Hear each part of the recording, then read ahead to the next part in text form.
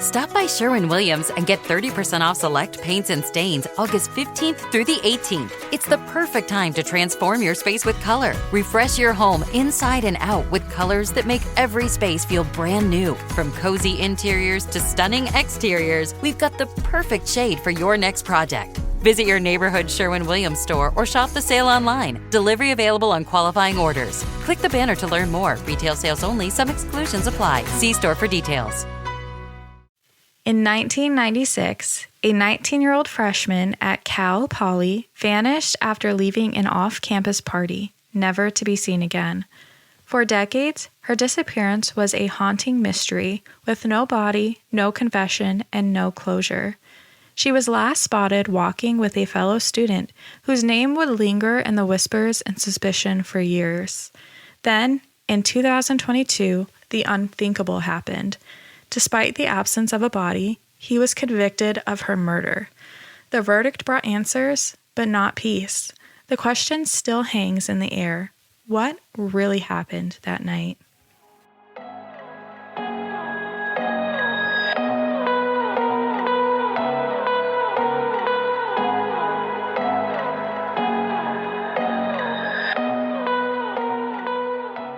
Welcome to Without a Trace. I'm your host, Jalyn. Every file holds a mystery. Every story deserves to be heard. This is Kristin's story. Kristin Smart was the first child of Stan and Denise Smart. She was born on February 20th, 1977 in Augsburg, Germany, where her parents were teaching the children of military personnel. When she was a child, Kristin moved with her family to Stockton, California, where she was raised alongside her brother and sister. From the time Kristin was born, she had an adventurous spirit. She believed in her dreams and always seemed to know how to reach them. Summers were Kristin's favorite, and she was always drawn to something new. She spent the summer of her sophomore year in high school just outside London with her family friends going to school. The next summer, she wanted to become fluent in Spanish, and so she became an exchange student in Venezuela. The summer before her senior year, she was basking in the sun and perfecting her bike riding skills in the honors program at UCSB. Her last summer before heading off to college was spent at what she called her dream job. She was a lifeguard and camp counselor at Camp Mokalia in Hawaii. Kristin graduated from Stockton's Lincoln High School in 1995, then enrolled at California Polytechnic State University, known as Cal Poly, in San Luis Obispo, California. On the night of Friday, May 24th, 1996, which fell on Memorial Day weekend, Kristin called her parents and left a message telling them that she and some friends were heading to a party and promised to call on Sunday. The group went off to an off-campus party, but Kristin wasn't having fun. She was adamant that there were better parties to be found, but her close friend said she was done for the night. The two parted ways, and Kristin walked to and attended the next party alone. At this point in time, Kristin had not been drinking. At approximately 2 a.m. on Saturday, May 25th, Kristin was found passed out on a neighbor's lawn by two fellow students, Cheryl Anderson and Tim Davis, who both had just left the party. The pair helped Kristin to her feet and decided to walk her back to her nearby dorm. Another student from the party, Paul Flores, joined the group and offered to help the two return Kristin to her dorm. Tim departed from the group first, since he lived off campus and had driven to the party.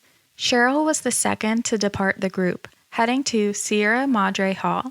Paul, who lived closer to Kristin's dorm, assured Cheryl that he could walk her home. The next day, Kristin didn't show up for a planned study session. Her friends were alarmed but thought Kristin had either gone home or on an impromptu vacation. Sunday came and went without a call home, but since it was a 3-day holiday weekend, her parents figured she would call on Monday evening instead. It wasn't until Kristin's roommate, Crystal Calvin, came home to campus on May 27th that the real warning flag went up. Crystal noticed Kristin's personal belongings were still in the exact same spot as they were on Friday when Crystal left. Crystal went through the dorm asking if anyone had seen Kristin, but no one had seen her since early Saturday morning. Crystal became deeply worried and attempted to report Kristin missing to the Cal Poly University police. However, the police wouldn't start a report at that time, assuming Kristin had just gone home for the long weekend. Crystal remained persistent to convince the police that something was wrong. Later that day, campus police finally called Kristin's home. Kristin's parents were excited to hear the phone ring, assuming it was Kristin. Instead, this was the first time her parents, Stan and Denise, were hearing anything was amiss. Tuesday morning, Kristin's father, Stan, scrambled to make arrangements for some time off from work so he could investigate what happened to his daughter. He immediately began a search for Kristin over the following weeks and months. Many community members also assisted with these searches, and local businesses assisted with donating meals and lodging. That morning, Kristin's family tried to file a missing persons report with the San Luis Obispo Police Department, but were told that it was too soon. It wasn't until weeks later that the initial missing persons report was finally written up. The report contained the statement, Denise Smart stated her daughter went on a camping trip.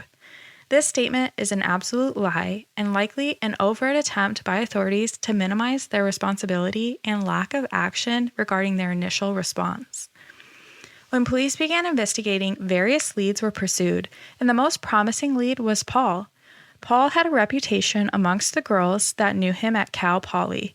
He was known for groping girls and was even given the nickname Chester the Molester.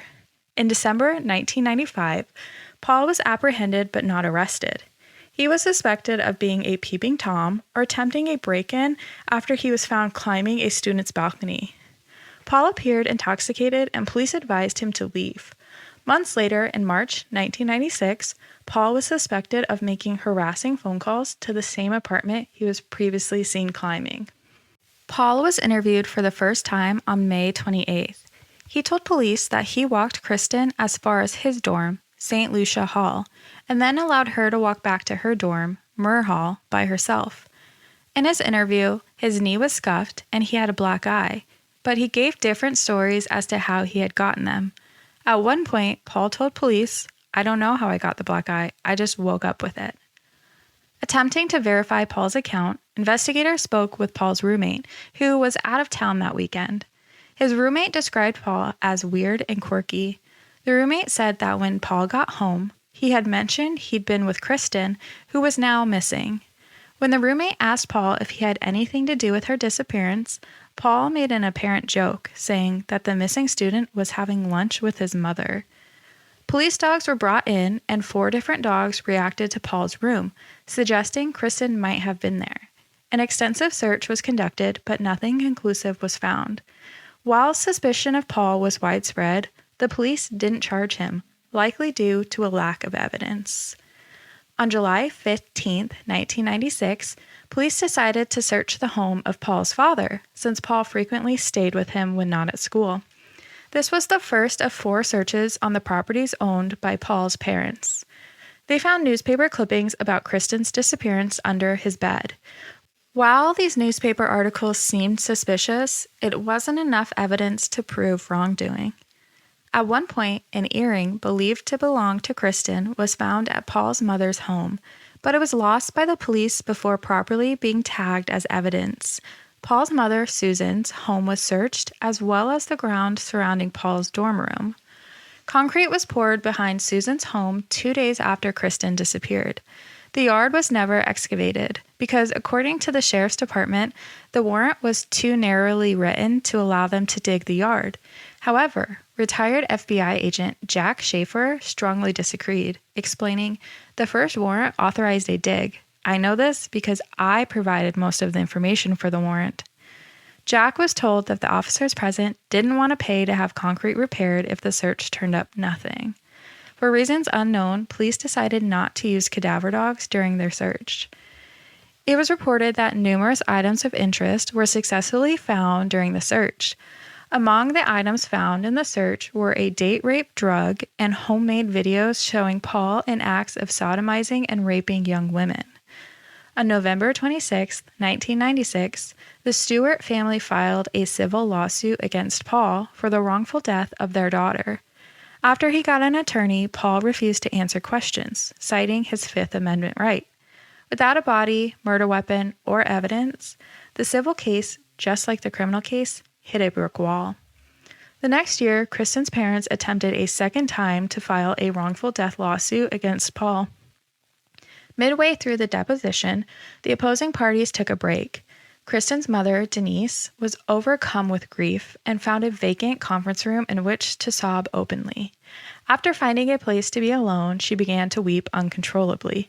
Paul's father, Reuben, followed her and opened the door to the conference room where Denise was sobbing. Reuben stared at her for a moment, smiled, and then began to laugh before walking out.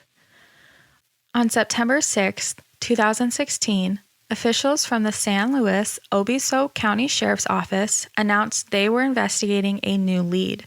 Cadaver dogs from the FBI were brought in, and investigators were preparing to spend approximately 4 days excavating an area on the Cal Poly campus. After 3 days, items were found at all 3 dig sites located on the same hillside near Kristin's dorm. On January 29, 2020, the Sheriff's Office announced that since 2011, it has served 18 search warrants, conducted physical evidence searches at 9 locations, submitted 37 evidence items for modern DNA testing, and recovered 140 new items of evidence, including 2 trucks that belong to members of the Flores family. In addition, the agency says it has conducted 91 in-person interviews, written 364 supplemental reports related to the case, and spent approximately $62,000 in investigative expenses during this time. On March 15, 2021, the Sheriff's Office served yet another search warrant on the home of Reuben Flores, the father of Paul. Under Reuben's porch, they unearthed drops of human blood, clothing fibers matching the same color as the clothes Paul was wearing on the night of Kristin's disappearance, and evidence of chemicals that had been poured over a body. The next month, Paul was taken into custody in San Pedro, while his father was taken into custody in San Luis Obispo County. The Sheriff's Office conducted another search of Reuben's property. Authorities announced that new evidence recovered in the recent searches show that Paul murdered Kristin and his father, Reuben, helped cover up the crime. Paul is charged with murder and Reuben is charged with accessory. Both plead not guilty to the charges against them. On October 18, 2022, Paul was found guilty of first-degree willful and premeditated murder of Kristin Smart and was sentenced to 25 years to life in state prison. His father was found not guilty of accessory after the fact. Paul is currently serving his sentence at Corcoran State Prison, where he was moved after being attacked twice at Pleasant Valley State Prison. Kristin's disappearance and slow response by the campus police resulted in the Kristin Smart Campus Security Act being written and sponsored by State Senator Mike Thompson, passing 61-0 by the California State Legislature and signed into effect by the then Governor Pete Wilson on August 19, 1998.